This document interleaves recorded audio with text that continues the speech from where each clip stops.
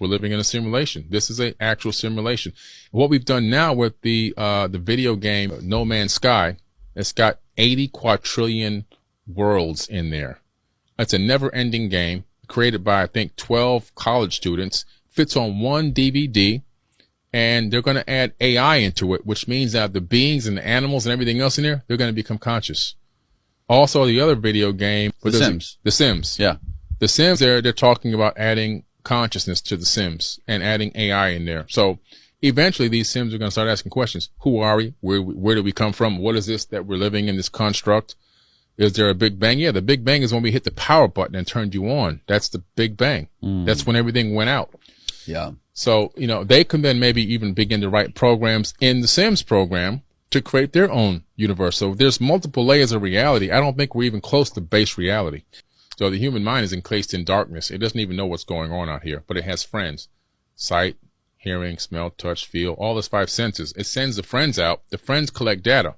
Now my friends, my brain's friends, touch, doesn't know what this is, doesn't know what's going on here, but it combines with the data from the eye. The eye sees it, doesn't know what it is, but the eye and the hands send a signal back to the brain, send data packets back to the brain. Mm-hmm.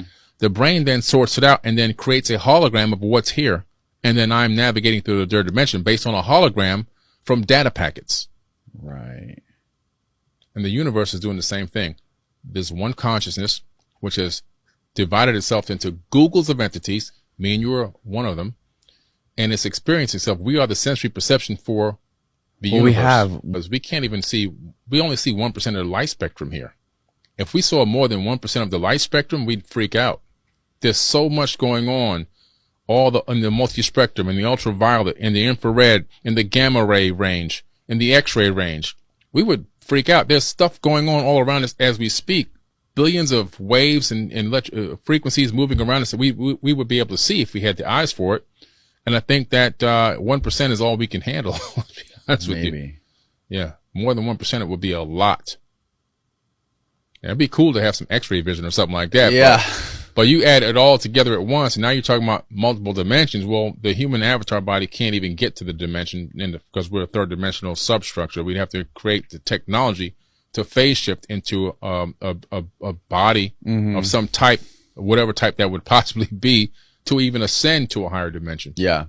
If we were in a simulation, of course, only like people like Elon Musk would believe that. Right. Because if you were playing a character in a simulation, you would want to play somebody like Elon Musk. Yeah. Right. You wouldn't want to play, Joe Blow working at the hardware store. Right. You people like with fascinating, interesting lives, doing crazy things with unlimited money that could do anything they wanted. Yeah. That would be the most enticing player to be in a simulation. Mm-hmm.